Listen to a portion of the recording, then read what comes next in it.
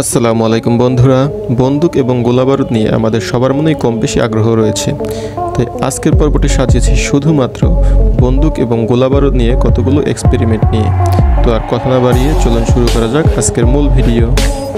জিতের ওয়ান্টেড মুভিতে এই সিনটি তো অবশ্যই দেখেছেন, যেখানে একটি বুলেট অন্য একটি বুলেটকে ঠেলে নিয়ে যাচ্ছে। তো আজকের প্রথম এক্সপেরিমেন্টে আমরা এটাই দেখব, এটা কি আদৌ সম্ভব কিনা। তো এই এক্সপেরিমেন্ট শুরু করার পূর্বেই দেখে নেওয়া হচ্ছে কোন বুলেটের ভিতরে কতটুকু বারুদ রয়েছে। বড় বুলেটের ভিতরে নিশ্চয়ই অনেক বেশি বারুদ থাকবে এবং ছোট বুলেটের ভিতরে বারুদের পরিমাণ অনেক কম থাকবে। হ্যাঁ, আমরা যেটা ভেবেছিলাম ঠিক সেটাই হয়েছে। তো বারুদের পরিমাণ দেখে নেওয়ার পরে বড় বুলেটটিকে একটি পেরেকের উপর রেখে ছোট বুলেট দিয়ে ফায়ার করা হয়। আর আমরা এখানে দেখতে পাচ্ছি ছোট বুলেটটি কিন্তু বড় বুলেটটিকে ছিন্ন বিচ্ছিন্ন করে দিয়েছে। তো দৃশ্যটি ভালোভাবে বোঝার জন্য চলুন একটু স্লো মোশনে দেখে নেওয়া যাক।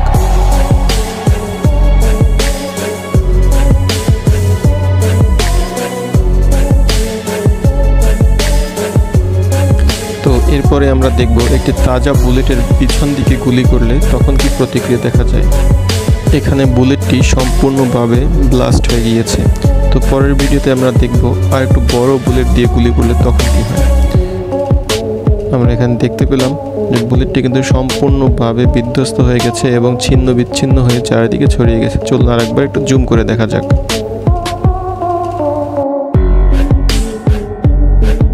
বন্ধুরা, এই জিনিসটির নাম হলো ভর্টেক্স ক্যানন। এটা মূলত কোনো ভিড় বা বিক্ষিপ্ত জনতার মিছিলকে ছত্রভঙ্গ করে দিতে ব্যবহৃত হয়, তবে এতে করে কোনো শারীরিক ক্ষত হয় না। এই অতি দ্রুত বেগের হাওয়া বের হওয়ার মেকানিজম কিন্তু অত্যন্ত সরল, যা আমরা এই ব্লুপ্রিন্টের মধ্যে দেখতে পাচ্ছি, যেখানে কম্বাসন চেম্বারে ফুয়েল এবং অক্সিজেনের একটি মিশ্রণ দেওয়া থাকে যা নজল থেকে দ্রুত গতিতে বের হয়ে আসে। বন্ধুরা, আমরা মুভিতে প্রায় দেখে থাকি যেখানে হিরো একটি ম্যানহোলের ঢাকনা দিয়ে হাজার হাজার গুলিকে ঠেকিয়ে দেয়। এটা কি আসলেও সম্ভব কিনা তাই আমরা দেখব পরের এক্সপেরিমেন্টে। শুধুমাত্র এই জিনিসটি পরীক্ষা করার জন্যই এই ব্যক্তি এই বিশাল ম্যানহোলের ঢাকনাটি কিনে আনে এবং এটা সে একটি গাছের সাথে ঝুলিয়ে তার এক্সপেরিমেন্ট শুরু করে। প্রথমেই সে একটি ছোট পিস্তল দিয়ে গুলি করে, এটা দেখার জন্য যে ম্যানহোলের ঢাকনাটির আসলে কতটা ক্ষমতা রয়েছে। এটা পরীক্ষা করতে গিয়ে সে দেখে আসলে পিস্তলের বুলেট এই ম্যানহোলের ঢাকনার কোনো ক্ষতি করতে পারেনি। তাই সে একটি অর্ধ স্বয়ংক্রিয় অস্ত্র নিয়ে আবার শ্যুট করতে থাকে, যেখানে দেখা যায় যে এই পিস্তলটিও কিন্তু ম্যানহোলের ঢাকনার তেমন কোনো ক্ষতি করতে পারেনি, ছোট্টখাটো ক্ষত ছাড়া। তাই সে আরও বড় একটি এয়ার গান নিয়ে এই ম্যানহোলের ঢাকনার উপরে ফায়ার করতে শুরু করে। কিন্তু কয়েক রাউন্ড গুলি করার পরেও আমরা দেখতে পাই যে ম্যানহোলের ঢাকনাটির কোনো ক্ষতিই হয়নি। ছোট একটি গর্ত করা ছাড়া ম্যানহোলের আর কোনো ক্ষতিই করতে পারেনি এই অস্ত্রের বুলেট। তাই এই লোকটি এবার সবথেকে পাওয়ারফুল রিভলভার ডেজার্ট ইগল দিয়ে ম্যানহোলের ঢাকনা শ্যুট করার সিদ্ধান্ত নেয় এবং যেই ভাবা সেই কাজ।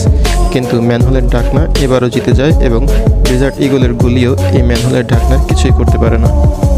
তাই সে সেমি স্নাইপার SKS নামক একটি বন্দুক দিয়ে ম্যানহোলের ঢাকনায় আবার গুলি করে, যেখানে দেখা যায় এটি বেশ গভীর একটি গর্ত করতে পারলেও ম্যানহোলের ঢাকনাকে ভেদ করতে পারেনি। তাই এবার এই ব্যক্তি শুরু করে আরও পাওয়ারফুল অস্ত্র দিয়ে গুলি করা, যেখানে আমরা দেখতে পাই সে এখানে কয়েক রাউন্ড গুলি করলেও এটিও ম্যানহোলের ঢাকনা কিছুই করতে পারেনি। আসলে ম্যানহোলের ঢাকনা খুবই মজবুত হয়ে থাকে। তাই সর্বশেষ চেষ্টা হিসাবে এই ব্যক্তি M82B নামক একটি ভয়ঙ্কর স্নাইপার ব্যবহার করে এবং এটা দিয়ে তিনি ম্যানহোলের ঢাকনায় এক রাউন্ড গুলি করে, যেটার ফলাফল হিসেবে আমরা দেখতে পাই ম্যানহোলের ঢাকনাটিকে ভেদ করে স্নাইপার রাইফেলের গুলিটি বের হয়ে গিয়েছে। তাই সর্বশেষে বলাই যায় ম্যানহোলের ঢাকনার গুলি প্রতিরোধী ক্ষমতা তো অবশ্যই রয়েছে, তবে তা স্নাইপার রাইফেলের গুলিকে ঠেকানোর জন্য যথেষ্ট নয়।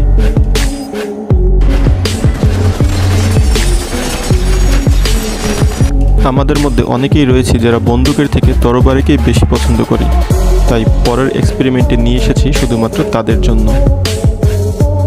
এর নাম হলো মাইক শেক, আর পৃথিবীর সর্বপ্রথম অদৃশ্য তরোয়াল বানাতে চায়।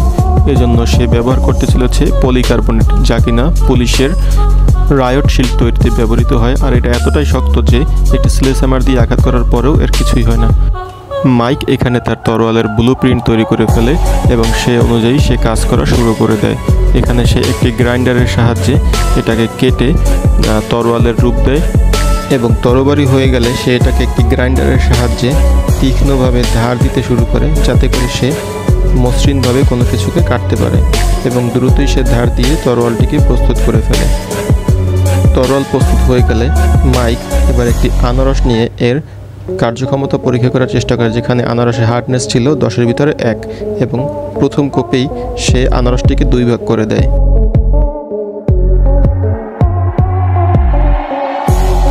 এরপরে একটি তরমুজের উপর পরীক্ষা করার ট্রাই করে, যার হার্ডনেস ছিল 3 10-এর ভিতরে।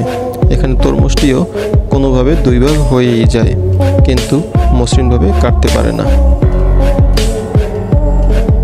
এরপরে একটি কুমড়ো নিয়ে আসা হয়, যার হার্ডনেস ছিল 10-এর মধ্যে 5। আশ্চর্যজনকভাবে কুমড়োটি এখানে মসৃণভাবে 2 ভাগ হয়ে যায়।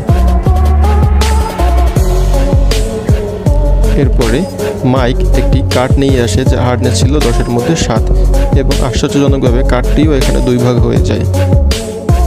এখন এই তরবারি মানুষের উপর কতটা কার্যকর সেটা পরীক্ষা করার জন্য মাইক একটি ডামি নিয়ে আসে এবং এটার উপরে আঘাত করতেই আমরা দেখতে পাই তরোয়ালটি কিন্তু এটাকে কোনোভাবেই 2 ভাগ করতে পারে না, তবে তার মাথায় একটি গভীর ক্ষতের সৃষ্টি করে, যেখানে আমরা একটু জুম করে দেখলেই দেখতে পাই ডামিটির মাথার হাড় কিন্তু ভেঙে যায়। এরপরে মাইক সর্বশেষ পরীক্ষা করার জন্য একটি ইটকে বেছে নেয়, যার হার্ডনেস ছিল 10-এ 10 এবং প্রথম ইটটি একটু পুরো থাকায় সেটাকে 2 ভাগ করতে পারে না, তাই মাইক একটি পাতলা ইট দিয়ে পরীক্ষা করে এবং তরোয়ালটি ইটটিকে 2 ভাগ করতে সমর্থ হয়। এরপর আমরা দেখতে চলেছি রকেট লঞ্চারের আঘাত একটা মানুষের উপরে কতটা প্রতিক্রিয়া করে। আর এটা দেখার জন্য প্রথমে ওয়ারহেড ছাড়া রকেট লঞ্চার শ্যুট করা হয়, যেখানে কোনো ভারত ছিল না এবং রকেট লঞ্চারটি মানুষটির পেট ফুটো করতে পারলেও এখানে কোনো ব্লাস্ট কিন্তু হয় না। পরবর্তীতে এক্সপেরিমেন্টটি আরও এক ধাপ এগিয়ে নিয়ে যাওয়ার জন্য ওয়ারহেড সহকারে মানুষের উপরে ফায়ার করা হয়, যেখানে দেখা যায় ডামিটি কিন্তু সম্পূর্ণভাবে ব্লাস্ট হয়ে যায় এবং তার অঙ্গ প্রত্যঙ্গগুলো চারদিকে ছড়িয়ে ছিটিয়ে পড়তে থাকে। দৃশ্যটি ভালোভাবে বোঝার জন্য আর একটু স্লো মোশনে চলুন দেখে নেওয়া যাক।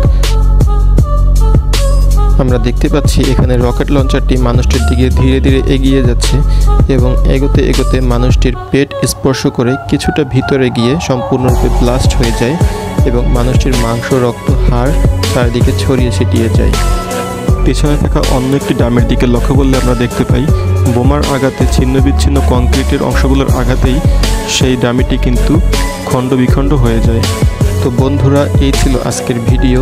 আপনার যদি এরকম রহস্যের রোমাঞ্চ ভরা এক্সপেরিমেন্ট ভিডিও দেখতে ভালো লাগে তাহলে আমাদের এই চ্যানেলকে সাবস্ক্রাইব করতে একদম ভুলবেন না। তো দেখা হবে পরের কোনো ভিডিওতে। আজকের মতো আল্লাহ হাফেজ।